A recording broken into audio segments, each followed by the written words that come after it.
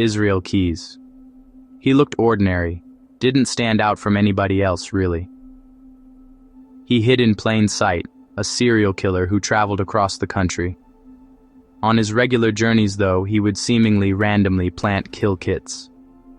Then he could strike at any time in any place and without a noticeable pattern. This true crime breakdown examines Israel Keyes' psychology: methodical, mobile, predatory. Viewer discretion advised. In this video, you'll learn how Keyes planned years before he would actually follow through. We'll examine his kill kits, his cross-country stalking, and the traits that hid him in everyday life. Understanding Keyes reveals broader patterns in criminal psychology and missed warning signs. Israel Keyes operated without a clear pattern, crisscrossing the U.S. He buried kill kits years in advance. They would include everything he was going to need. A gun, a couple choices of restraints, a mask, and a bit of cash. It was Anchorage, 2012. The abduction of Samantha Koenig exposed his sinister cruelty and lack of remorse. Between flights and rentals, he struck quietly at gas stations and motels, barely a ripple.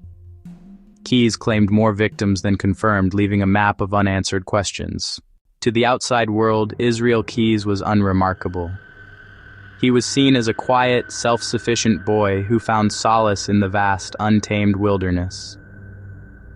This carefully constructed image of normalcy was his first and most effective camouflage, a calm surface concealing the violently shaky depths below. On the surface, a quiet boy who loved the outdoors. His upbringing was a rigid framework of rules and responsibilities, but devoid of emotional connection.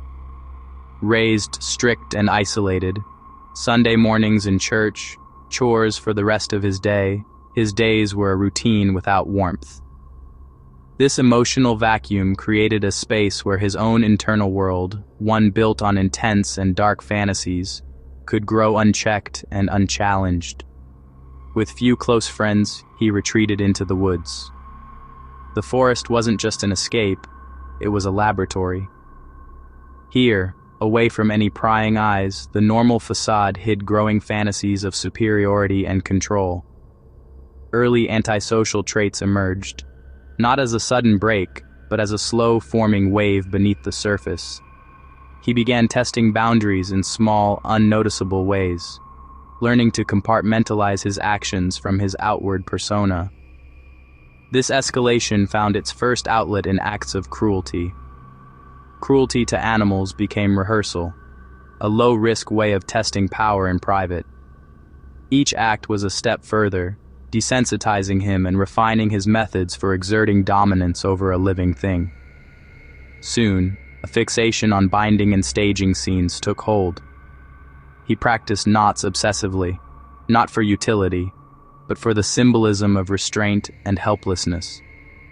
The act of tying, of bounding, was central to the fantasy. His thoughts then turned to stalking. He began watching people from cover, learning the terrain of local parks and trails not as a hiker, but as a predator. He studied their habits, their vulnerabilities, their predictability. Caches appeared, rope, tape, and knives sealed and buried in his own mind, strategic locations. These kill kits were a partially opened window, giving himself quick access to indulge in his fantasies. This abled him to separate the crime from his daily life and be ready to act any place, any time, even years into the future. He logged details in notebooks, not as a diary of feelings, but as an operational manual. He practiced entries and exits, timing himself, eliminating inefficiencies and perfecting his ability to leave no trace. Planning became ritual: approach, bind, control, vanish. This four-part script he rehearsed mentally and physically, over and over, until it was of second nature to him. The monster wasn't sudden. It was compiled over years of quiet and patient self-education in the art of predation. His hunting grounds were landscapes of opportunity. He wasn't stalking a person, he was stalking a situation. He chose by vulnerability, sprawling, anonymous parking lots, quiet residential homes, and isolated hiking trails. These were places where a single figure could move unnoticed, where the routines of daily life created predictable gaps in a person's sense of security. He was a ghost in the background, observing the rhythms of a place long before he ever made a move, learning the flow of traffic, the timing of patrols, the moments when attention was elsewhere. The identity of the victim was irrelevant. Faces didn't matter, swift timing and access did. This complete depersonalization was a cornerstone of his method. He wasn't driven by rage or passion against an individual, but by the cold, unsettling desire to execute a perfect plan and to feel the god-like feeling course through him. The target was simply just a variable in a complex equation of control. Before any action, there was thorough reconnaissance. Locks were studied, alarm systems discreetly tested, and entry points mapped for silent, non-destructive access. He preferred to exploit existing weaknesses rather than force his way in. He planned for multiple scenarios that could be possible, identifying remote grab points and establishing unseen return routes that would leave no trace. Each setup was a self-contained project, previously scouted, rehearsed, and timed down to the second. His own security and thrill was what he cared about. He would often fly into a target city on a whim, that relentless urge to have control and kill. He would arrive, commit the crime, and leave on a return flight that very same day, creating an alibi of transient movement that was nearly impossible to pin down. To support this, he pre-positioned kill kits across the country. Buried in fields or stashed in remote locations, these caches contained everything he needed: rope, tape, tools, and a camera. He would return to them months or even years later, his dark ritual perfectly preserved and ready to be enacted. He took souvenirs not for their monetary value, but to relive the feeling of absolute control. Small personal items, driver's licenses, and photographs became trophies.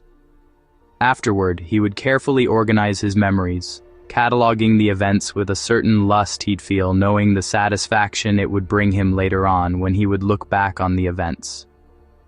His actions were cool and collected, not frenzied. Control was always the ultimate goal. This obsession with control also defined his abort criteria. If the risk spiked unexpectedly, an unplanned car, a dog barking, a light turning on, he would abort the mission without hesitation or frustration. The plan was sacred. Failure to adhere to it was a greater loss than the missed opportunity. Silence served him. The profound mystery he cultivated did the rest. Airports, anonymous highways, and sterile motel corridors stitched together the secret map of his violent geography. Then, as quickly as he appeared, he would vanish again. Just another anonymous traveler, bag in hand, melting back into the flow of the world, leaving behind a crime scene with no motive, no suspect, and no connection to any other. He struck far from home, then disappeared on a plane, a phantom haunting the nation's infrastructure. Anchorage, February 2012. The evening temperature falls, a small coffee stand glows against the dark horizon. A lone barista nearing the end of her shift. A figure approaches, nothing appears out of the ordinary. Just routine motions. A clock ticks toward closing. Then without warning, the man in the window grabs for her. He has his tools ready, a route out of town marked in pencil. There were no signs of a struggle left behind, no names on screen. A staged message, and a ransom photo arranged. A same-day newspaper, proof of life was to be implied. A ransom was negotiated and the money deposited into her account. The withdrawals begin. He was always a step ahead, and all that was left behind were grainy camera images. Timestamps start to stack up. Pins drop across states, each stop extending distance from Anchorage. Flights, rentals, highways. Crime scenes separated from home base. Motels and mileage are all just cover. odometer and mileage close-ups. A bolo circulates. Plate readers and patrols align. A quiet traffic stop. Handcuffs click. Arrest in Texas ends the flight. Elsewhere, investigators later connect a Vermont couple's disappearance. An empty house. Basement stairs. A gap in the timeline. Another suspected abduction near a trail. An unattended car at dusk. From a single mistake, the digital mosaic formed. Timestamps. Cameras. Travel records. License plate checks converged. Next, how that data trail tightened the net. The investigation continues. To neighbors, he was a contractor and father, helpful, polite, invisible. By day, he enforced rules and fixed things, authority without suspicion. Uniforms and errands gave cover to scout locations and routines. At home, he played provider, anger managed, secrets sealed. He compartmentalized completely. Anchorage, 2012, a disappearance, staged messages to mislead investigators. A taunting ransom photo, control as performance. ATM withdrawals pinged cameras in other states, glimpses of a traveler. His careful travel patterns became a breadcrumb map. Highways, flights, rentals. The coffee stand was the nexus. As he moved, transactions traced the route back to him. In the end, the need to be seen betrayed him. Communication exposed time, place, and ego. From a psychological standpoint, Israel Keyes is a prototypical psychopath, calculating, detached, and goal-driven. He lacked empathy. People were instruments for control, objects within an engineered plan. Violence for him was instrumental, logistics, not rage, ritual, not emotion. He described attacks like tasks on a checklist, classic shallow affect and cool utility. Unlike fame-seeking offenders, Keyes prized operational security, minimizing exposure, avoiding signatures, and refusing celebrity. Patience defined him. Kill kits, hidden for years. Buckets of tools aging in the ground, waiting for the right moment. Control was the core. Surveillance, abduction, restraint. Well-planned sequencing over chaos. Compartmentalization let the contractor and father coexist with the predator until investigation fused those identities. Keyes teaches how predators try to erase any possible patterns. Random routes and hidden kits can cover up intent. Data sharing closed the loop. Thanks for watching Mind of a Killer. If you enjoy, be sure to like and subscribe.